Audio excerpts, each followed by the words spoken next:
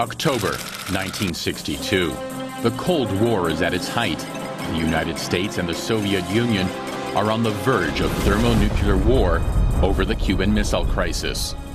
But a secret danger lies just beneath the surface. 4 nuclear-armed Soviet submarines confront the United States Navy.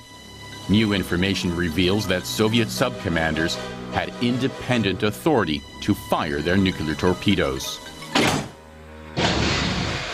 We came that close, within a hair's breadth of nuclear war.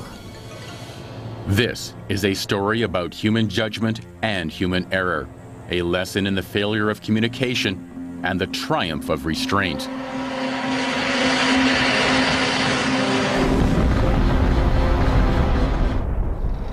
In 1961, the Soviet Union and the United States raced for nuclear supremacy in the air, on the ground, and under the sea. In October of that year, submarine commander Nikolai Shumkov is chosen to test the Soviet Navy's latest weapon. It's a nuclear-tipped torpedo designed not just to sink a single ship, but to take out an entire fleet. He takes his Foxtrot submarine to an area known as Black Harbor, on the remote island of Novaya Zemlya in the far Russian north.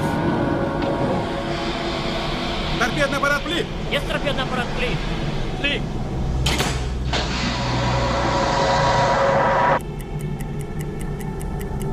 It's an experience Captain Shumkov will never forget.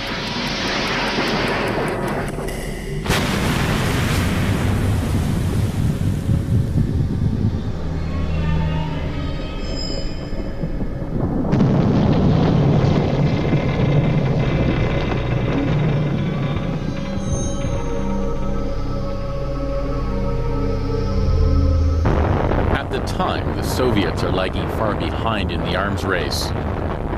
In the spring of 1962, Premier Khrushchev comes up with an audacious plan to redress the balance, one that will bring the world to the brink of nuclear war.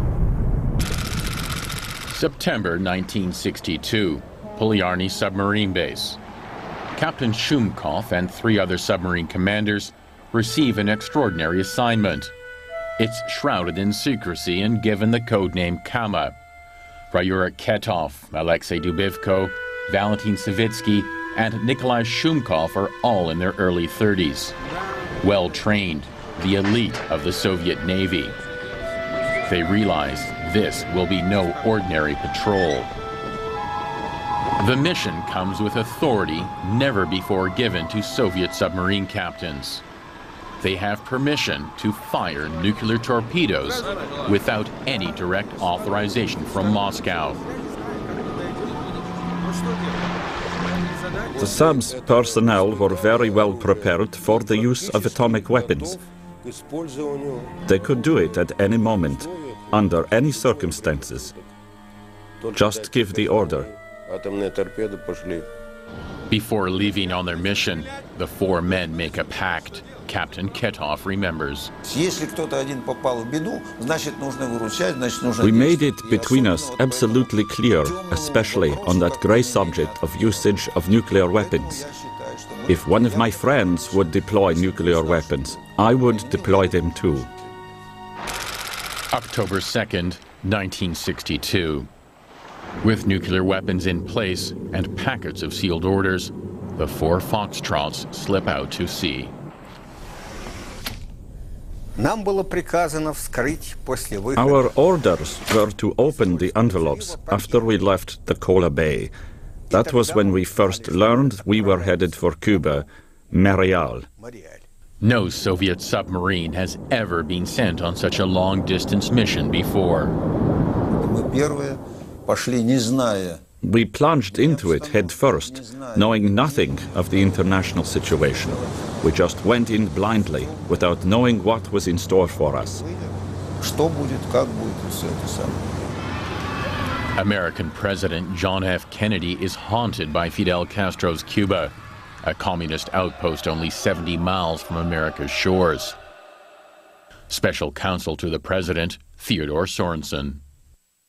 Relations between the United States and Cuba had, of course, been troubled since the Eisenhower days when Castro took over Cuba and soon turned toward communism.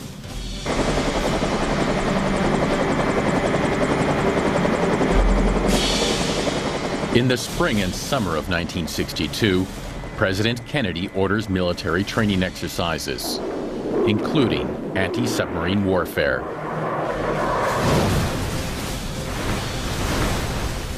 And a mock invasion of a Caribbean nation. It's an opportunity for Kennedy to warn Cuba and her Soviet allies. He wants to assure the world that his military machine is battle ready.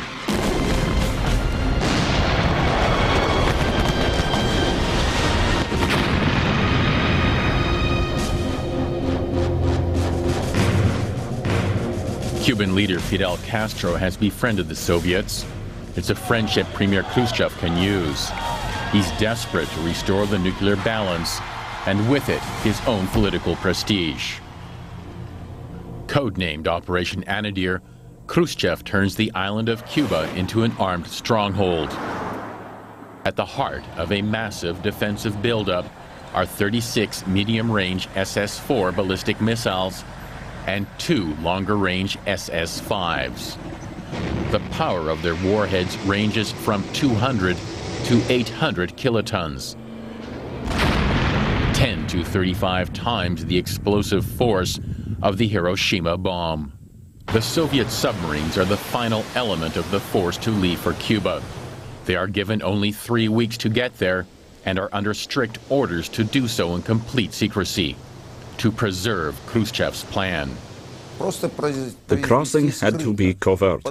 Just as any submariner, we were aware of the enormous responsibility implied by that word. The responsibility for not letting ourselves be detected. The Foxtrots are diesel-electric submarines.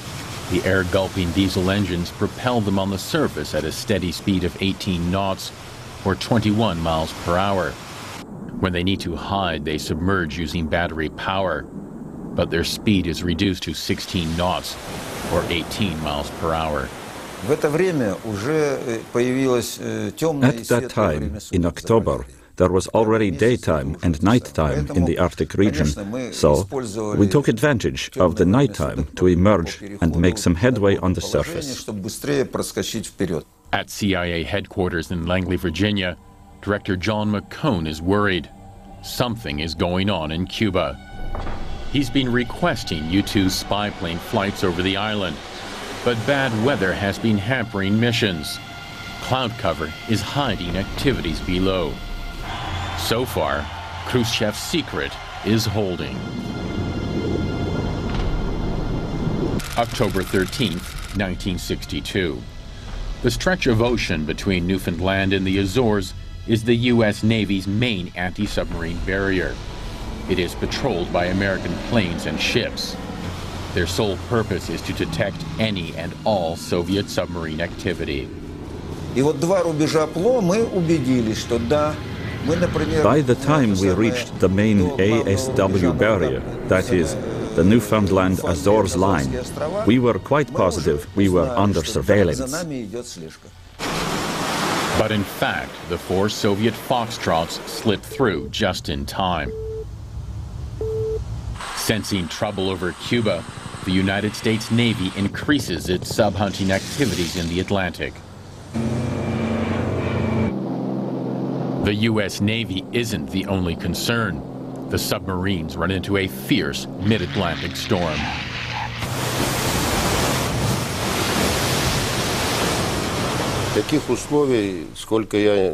I've never, in my whole career at sea, seen anything like it, either in the Pacific or in the Atlantic, or anywhere at all. It was terrible. Force 9 or 10, the fixtures on the diesel engines, the manifolds were all bursting open. We had to take one of the diesel engines offline constantly to be able to fix it, not to mention the way sailors were thrown against bulkheads as they tried to walk. The subs are battered by the violent seas. All our outboard hatches had two lids, and one of those got depressurized during that storm. That did limit our submerging capabilities. Finally, the storm abates. Now, 4 young Soviet submarine commanders with nuclear torpedoes and a pact for firing them are heading closer and closer to unfriendly waters, just as Khrushchev's secret is about to be discovered. The consequences will put the commanders in the middle of what may be the world's first nuclear war. Sunday, October 14th. An American U-2 spy plane climbs into the upper atmosphere over Cuba. The clouds have cleared. 70,000 feet below sits Khrushchev's secret, exposed to the camera's eye. Monday, October 15th. The film is rushed to the National Photographic Interpretation Center in Washington. One of the analysts is Dino Brugioni. At first, he thinks he's looking at anti-aircraft missiles. The surface-to-air missiles are only 34 feet long. Well, these, on our measurement devices, kept coming up 65 feet. Brugioni and his colleagues look for a possible match. I opened the book in front of Vince Lorenzo, and there's a picture of the SS-4 being trundled through the streets of Moscow. And he said, "That's it." And I said, "Are you sure?" And so, again, to make sure, we did a number of measurements, and the measurements all kept coming out 65 feet. SS-4 is the NATO code name for a Soviet medium-range ballistic missile. Its range is 1,300 miles. The Soviets are amassing enough missiles on Cuba to kill 80 million Americans within minutes of launch. And they will be operational within a week. Tuesday, October 16th. President Kennedy is briefed. Mood was grim. The president was determined upon the removal of those missiles. But how to do it without touching off a nuclear war? Only a few hundred miles from the American coastline, the Soviet subs are closing in on Cuba. By mid-October, the situation had become very tense. Each sub had a radio intercept team which used to intercept communications between the US and British forces, and it was getting to be quite alarming. It was obvious there was trouble brewing, not just in our vicinity, but in Cuba proper. President Kennedy calls a meeting of his most trusted civilian and military advisors. This group will become known as the Executive Committee, or EXCOM. It includes Secretary of Defense Robert McNamara and Theodore Sorensen. The options range from the diplomatic to the military. The American forces are ready to go, but it is the president who will have to decide. The man who watched his military rehearse 6 months earlier now contemplates a real invasion of Cuba.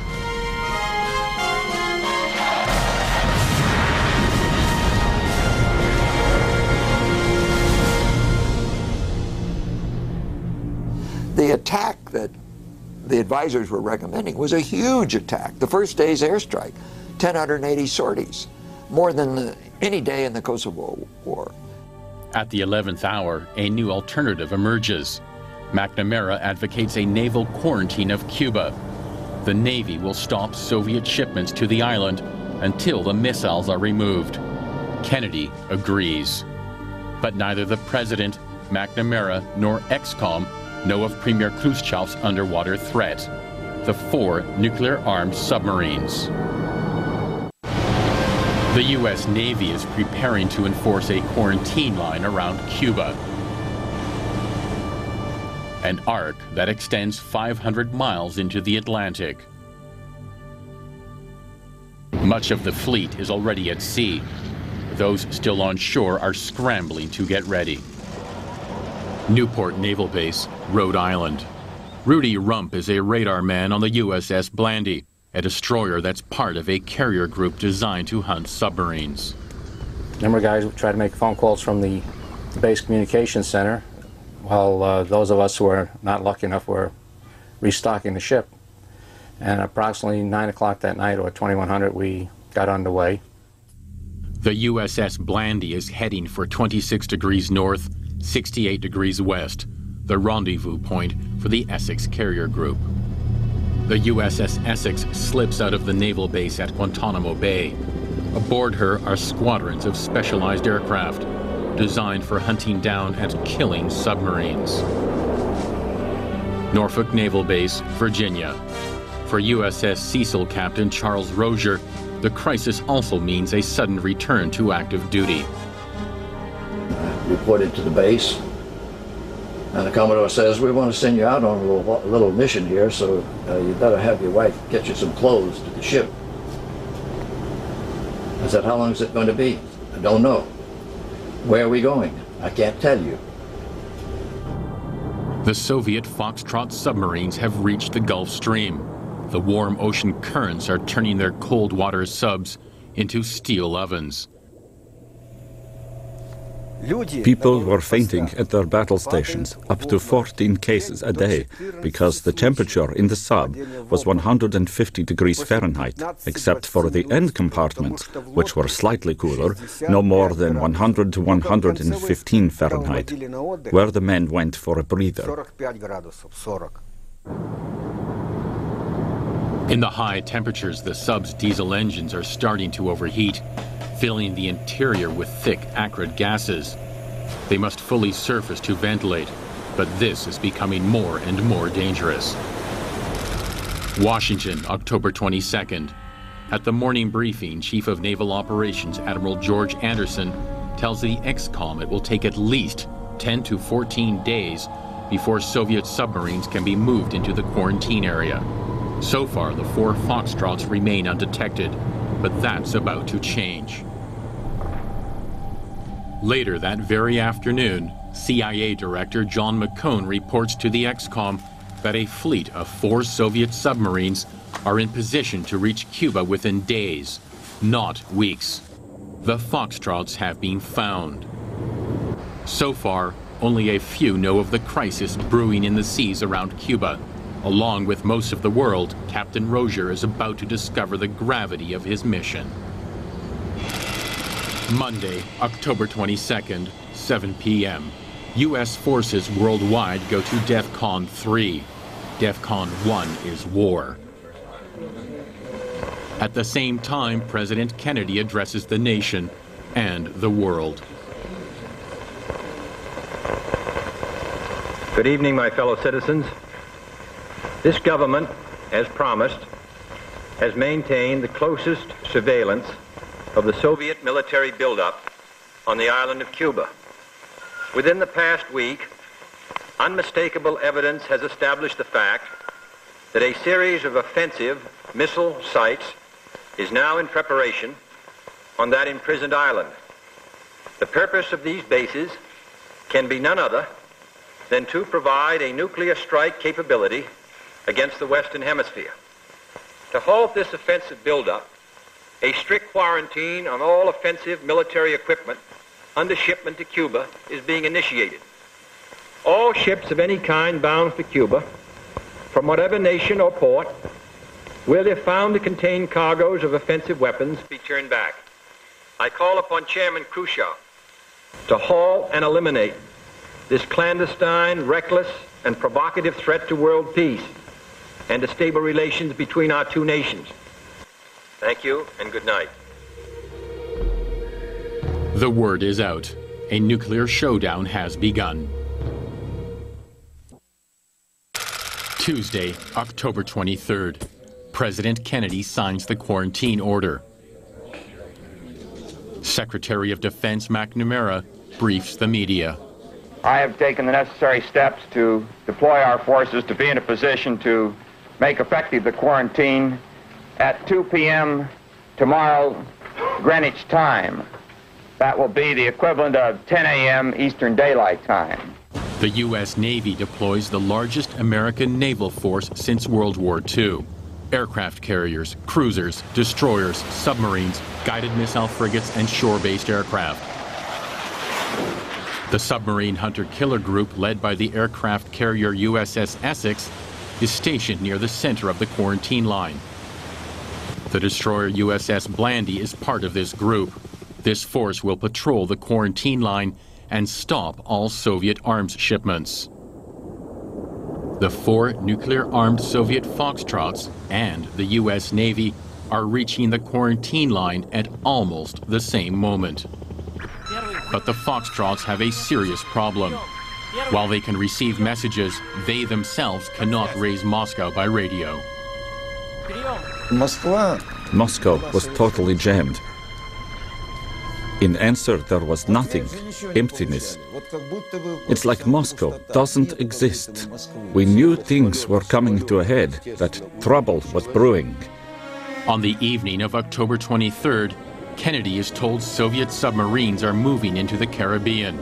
He orders the Navy to give the highest priority to tracking the subs and to put into effect the greatest possible safety measures to protect American aircraft carriers and other vessels. The word goes out. October 24th, the Essex carrier group, including the destroyer USS Blandy, arrive on station. They are now actively on the hunt for Soviet submarines. Moscow radios the 4 Foxtrot commanders: carry on to Cuba, break through by any means, and fire if threatened. The Americans have no idea of the firepower these 4 Foxtrots carry. October 24th, President Kennedy fears the quarantine may not work. An invasion of Cuba, or worse, may be necessary after all.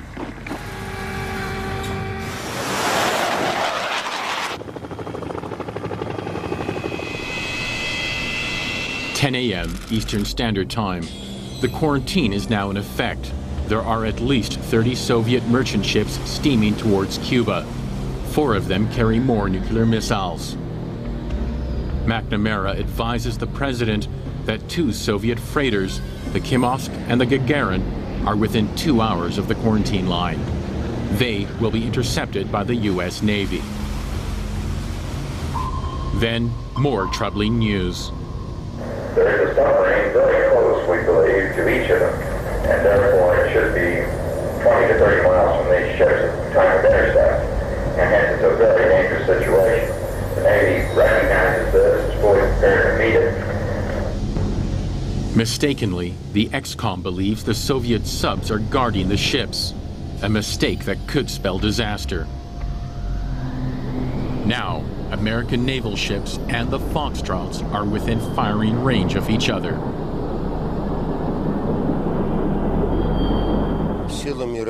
My surveillance team. I had my own surveillance team. Detected the aircraft carrier Essex straight ahead with its aircraft carrier group. I was the first to come face to face with them. For the Americans at the interception point, Shumkov is commanding an enemy submarine. It will either be surfaced and controlled or destroyed. For Captain Shumkov, any attack would demand a response, even with a nuclear-tipped torpedo. At the White House, the XCOM discusses what to do about the Soviet submarines.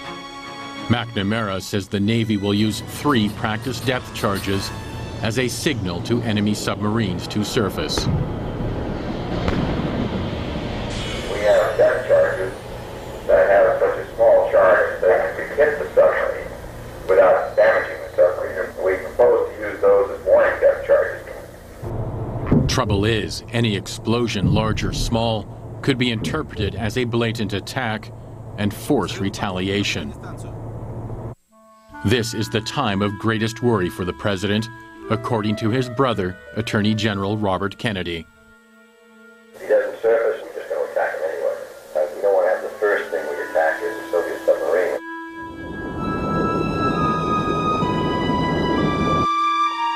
Now, Kennedy and XCOM can only wait. Kennedy's naval aide, Tazewell Shepard, remembers the tension. The one thing the president did not want was for shooting to begin, whether it was in a boarding or an attack on a submarine or vice versa. But he was prepared to take the next step if it had to be taken. And so it was kind of on a teeter-totter. We were on edge. 10:25 a.m. Reports indicate that Soviet ships have stopped dead in the water. Khrushchev reasons that his missiles are already on the island. He doesn't need to run the quarantine line with any more ships. Below the calm Caribbean waters, Captain Shumkov detects American sonar working in the area. He orders a crash dive. This time, Captain Shumkov manages to slip away. Robert McNamara knows what might have happened. It wasn't until 2001 that we learned that submarine carried a nuclear-tipped torpedo. If that had been used against the Kennedy, nuclear war would have started then. Despite positive signs, peril still lurks below. 4 nuclear-armed Soviet Foxtrots are being hunted down by the U.S. Navy. Thursday, October 25th. By now, a dozen Soviet merchant vessels have turned back, but others are still heading for the quarantine line. The U.S. Navy also knows the 4 Soviet submarines are in the area. The Navy is using everything at its disposal to find the Soviet subs, including an underwater listening system known as SOSUS. On October 26, a SOSUS contact leads an ASW aircraft to Captain Dubivko's submarine. The hunt is on. Meanwhile, new photos of Cuba reveal troubling evidence. Missile sites are progressing at an alarming pace. Some missiles may already be operational. Saturday, October 27th. The crisis is beginning to spiral out of control. An American U-2 spy plane flying over Cuba is shot down. The pilot, Major Rudolph Anderson, is killed. What Kennedy doesn't know is that Khrushchev did not order the plane shot down. He had specifically issued orders to the Soviet commanders in Cuba not to shoot down a U-2 if it were flown over. The U-2 flew over, it was shot down. This is what happens in military operations. They're so complex, it's beyond ability to ensure that you control all the variables. XCOM interprets the downed plane as an escalation of hostilities. Kennedy is pressured by his military chiefs to order an airstrike and an invasion of Cuba. He decides to bomb Cuba's missile sites if any more American planes are fired upon. And we got a new report about the ships coming back toward the barricade. We thought they had stopped in the water a couple of days earlier, this time accompanied by Soviet submarines. Then we got word that most of those missile sites on Cuba were now prepared, ready to go. In all of those ways, it looked very black indeed. By the end of the day on Saturday, Kennedy and Khrushchev are on the verge of nuclear war.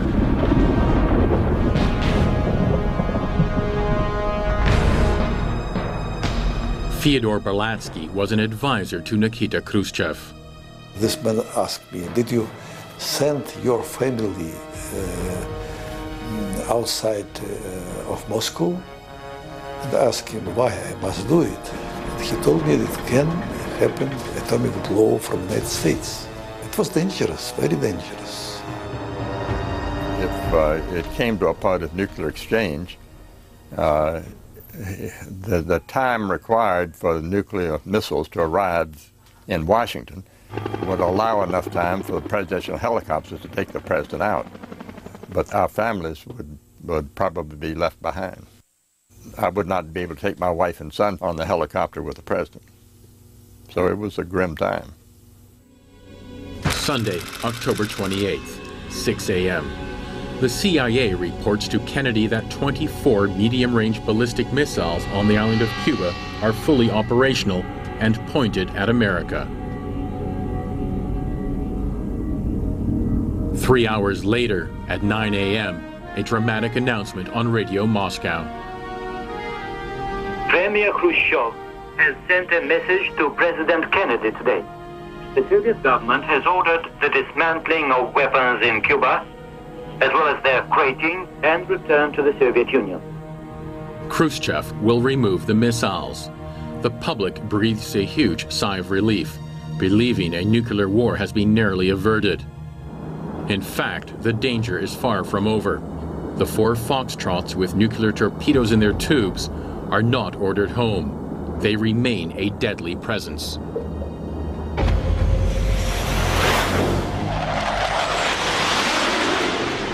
Captains Dubivko, Shumkov, and Savitsky are all being hunted down by the United States Navy. Aboard Savitsky's sub, nerves are raw. He's been hunted for nearly 4 days, but cannot elude the American Navy. His batteries are dry. He reluctantly gives the order to surface. It was obvious the Americans also knew it was going down, because they were clearly trying to provoke us. When Savitsky emerged, the first thing he said to them was, "Stop the provocations." Shumkov and Dubivko are cruising within a few miles of each other, trying to recharge their depleted batteries. Suddenly, a danger sign for Dubivko. Here I am, recharging the battery in order to be fully prepared. And I detect a sonar station working somewhere close at hand. I order urgent submersion, start going down. Monday, October 29th, 7 p.m. Aboard the destroyer USS Cecil, things are heating up. They have found Captain Dubivko's submarine. The officer deck reported to me that he had a small surface contact and no light showing. It was about 15,000 yards away. And I said, well, I investigated.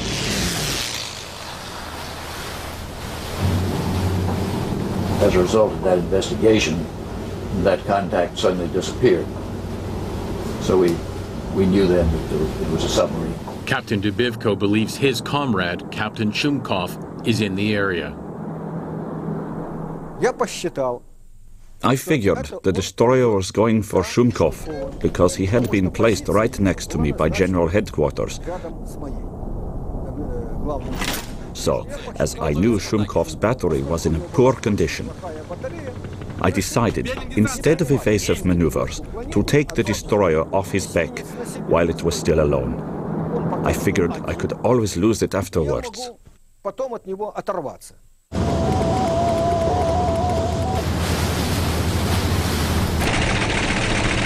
In the end, Captain Shumkov is found. American surface forces have detected his submarine. Tuesday, October 30th, 1:15 a.m. The destroyer USS Blandy breaks away from its carrier group and heads for Captain Shumkov's submarine.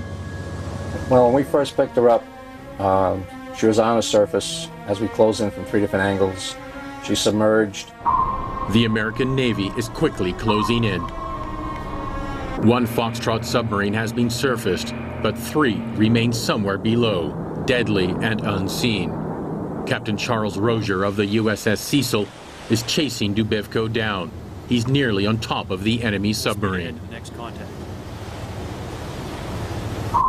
Then the acoustic reports. The noise has been duplicated. One of the sources is moving towards our stern. I'm still going down.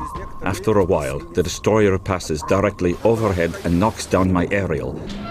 As my second-in-command told me, at that moment my hair turned gray. Captain Dubivko sees the maneuver as a blatant attack, but Captain Rozier denies it. Absolutely untrue. Misinterpretation of our maneuvers by that skipper, I think. To our knowledge, he was always at a pretty good depth. But any misinterpretation could lead to disaster. My view all along, from the beginning of the time that I got contact with this submarine, was that I didn't want to start World War III. For Captain Kelly of the USS Blandy, The hunt is also on. Kennedy's orders are to track the subs at all costs. Captain Kelly requests air support from the carrier Essex. He's determined to surface Shumkov's submarine.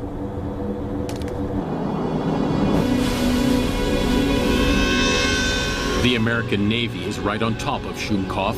Captain Kelly wants to surface the submarine. We proceeded to, I wouldn't say harass her, but let her know that we were there. We threw a PDC, or practice depth charges over, which are basically a noisemaker, to let him know that we knew he was there.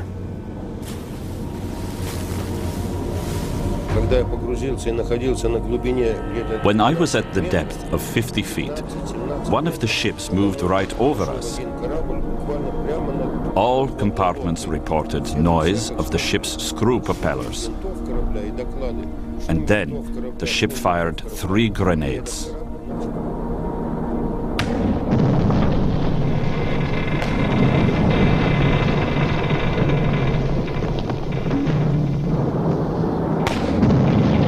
Three practice depth charges are intended as an international signal to surface, but they might also be seen as an attack, an invitation to return fire, even with nuclear-armed torpedoes.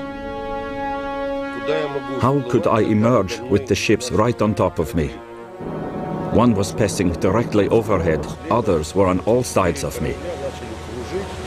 There were 4 all told. I went down to about 500 feet. Instead of surfacing, Captain Shumkov fires a decoy, a noisemaker to throw off the destroyer's sonar. Again, any action can be perceived as a provocation. You could hear from sonar calling to the bridge to advise the captain that they had I believe they said, torpedo in the water, or high-speed propellers closing. At that point, the captain went over to one of the officers who was in direct communication with sonar, grabbed the phone from him, asked sonar, repeat what you just said. And right after that, the captain tried to get in touch with Sinkland Fleet to get authorizations to fire back if need be. If it's a conventionally armed torpedo, the Blandy might be sunk. If it's nuclear-tipped, World War III would begin within minutes. Luckily, the submarine's action is determined to be an evasive maneuver, but the orders stand: surface the Soviet submarine. October 30th, 1962, 8 a.m. The destroyer USS Blandy has trailed Shumkov's sub throughout the night.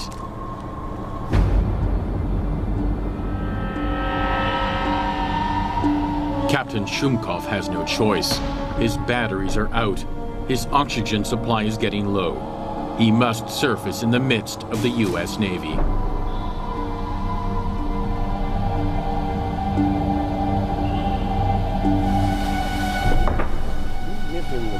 I emerged slowly and found myself surrounded by 4 destroyers. One was about 150 feet from me, another directly ahead, a third one to one side. In a word, they were all around me. Most American crewmen have never seen a Soviet sub and clamber up on deck for a look.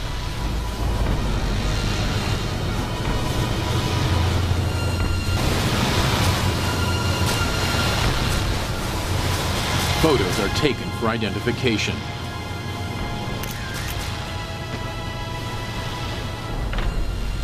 But this is no photo op. Both the sub and the destroyer are ready to engage.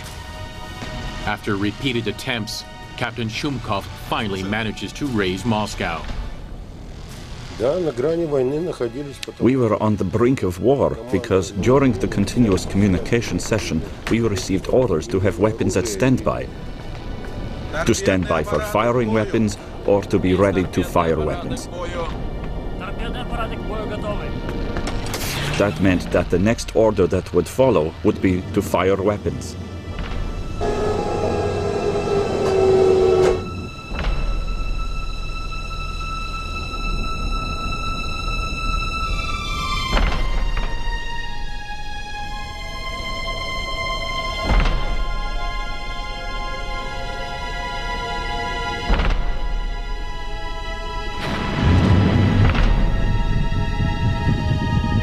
The order never comes.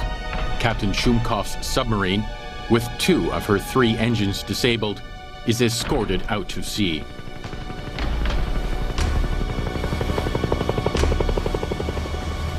At the time, we were not aware that the Russians had nuclear tip torpedoes. Finding out recently, approximately a year ago, that they did, and realizing that they also had one in the tubes at the time, if we had fired at a dummy torpedo, I'm pretty sure they would have fired back with a live torpedo, and that would have been it. And that's, it gives you chills when you think about it sometimes. You realize that we've probably been the first victim of the Third World War. Now, 2 Soviet subs have been surfaced and identified, without hostilities.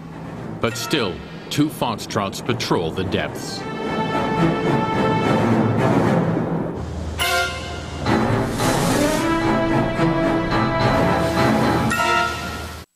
Wednesday, October 31st. Captain Dubivko desperately tries to outmaneuver the American destroyer USS Cecil and her captain Charles Rozier.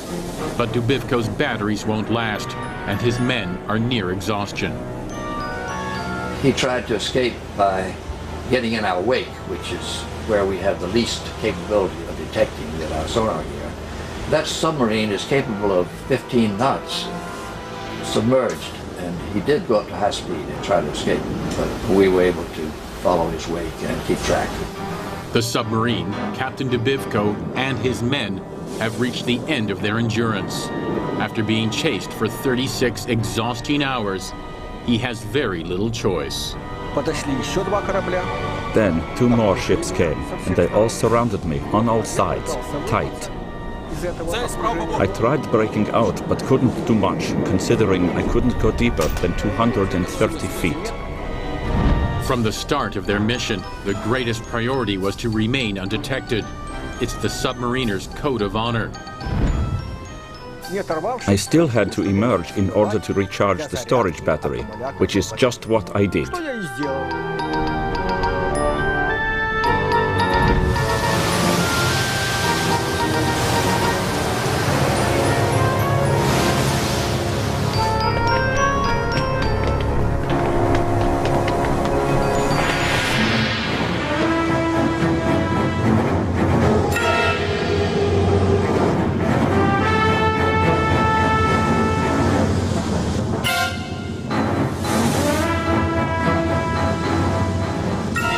We were moving side by side with their guns trained at me all the time. You'd have to time it carefully to make a wide spread in order to hit me.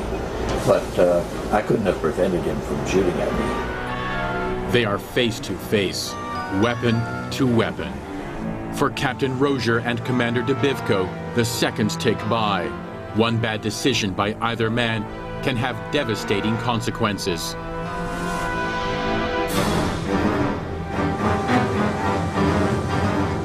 He immediately began putting up a little hoist of his colors, his Soviet Union Jack.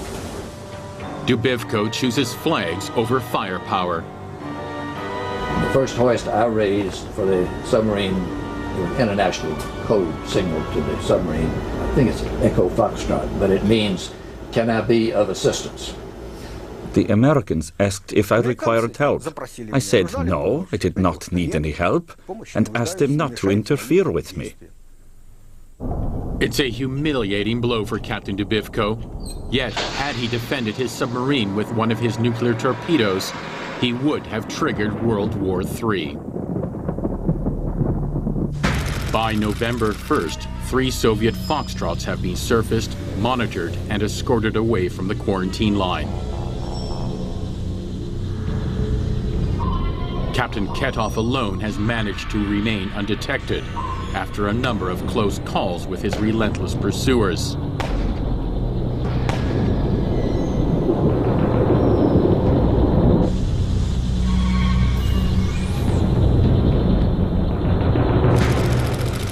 November 7th, Soviet Premier Khrushchev agrees to allow American inspections of outgoing Soviet ships. The missiles are going home. As a result of the Cuban Missile Crisis, the hotline between Washington and Moscow was established to avoid bringing humanity to the edge of nuclear extinction. Nearly 4 decades later, the lessons learned are still remembered. In conventional war, we make mistakes. We understand it. We kill people, thousands, 10,000, but we don't destroy nations. If we make mistakes in nuclear war, one mistake will destroy nations. That was what we learned. USS Cecil Captain Charles Rozier is awarded the Secretary of the Navy's Commendation Medal.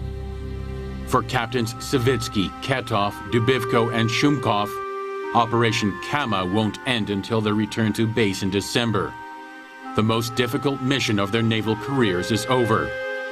For them, there are no medals or awards, just a dressing down from the Soviet High Command. But today, the 4 submarine captains are considered heroes in the Cold War with America. Russian and American, officers and crew, the men who met face to face at the brink of Armageddon, are the true heroes. Their courage lies in bravely and wisely backing off, and by doing so, averting nuclear war.